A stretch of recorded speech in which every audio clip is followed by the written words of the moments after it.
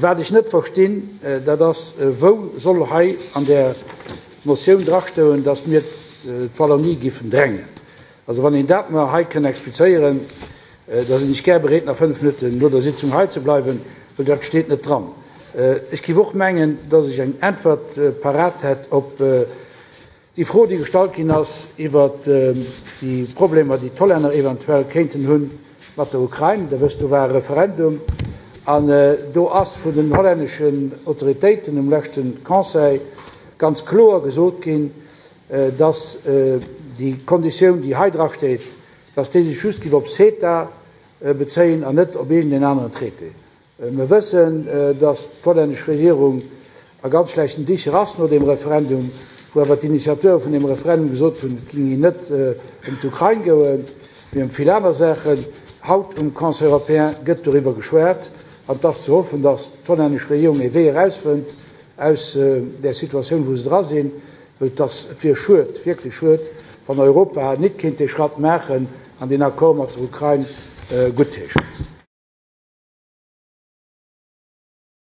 Den Herr Minister Asselborn hat Stellung als Merci erklären eng vorgestalt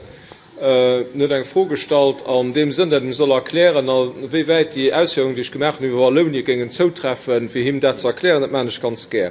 Der 7. Juni 2016 hat das Parlament eng Motion geholt, an dem zweimal sich op den Debat Demokratie an der Rolle von den Parlamenter Bezug gesehen, enke am Artikel 12, wo gesot gin ass den Assentiment vun de Parlement nationaux vernedig an enke am dritten Tiere bei den Inviten, wo Ormenke gesot gëtt, et muss garantiiert ginn, dat die Nationalparlamenter hier mo adier hunn, also hier Matspruchrecht. De 7. Juli huet das Parlament eng Motion geholl, wo enke klar gesot gin ass veiller au sein du Conseil und so weiter, dat d'États membres de l'Union européenne misisten do impliziert gilt conformément aux procédures légales de ces États, das man Blick an der belchte Fall, wie dat Wallonie muss können fir der föderale Regierung d'Autorisaun gin fir den Akkord zu gin. Das also alles korrekt an Konformität. Lo se awer die Motion, die man haut proposéiert kree, wo 4 Parteien an ihrem Considérant 11 constatéiert que le gouvernement fédéral de la Belgique n'était pas en mesure de donner son accord puisque le gouvernement et le parlement de la région wallonne n'ont pas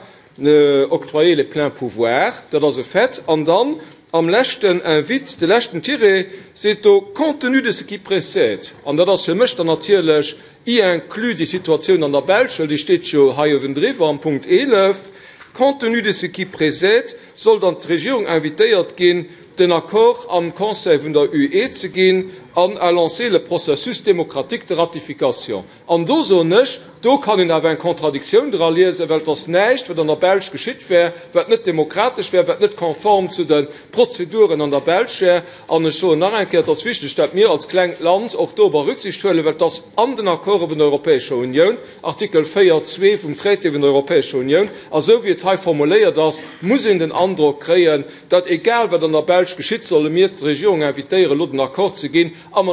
man einem demokratischen Prozess unzufänken, der van der Belge am Gang als zu funktionieren.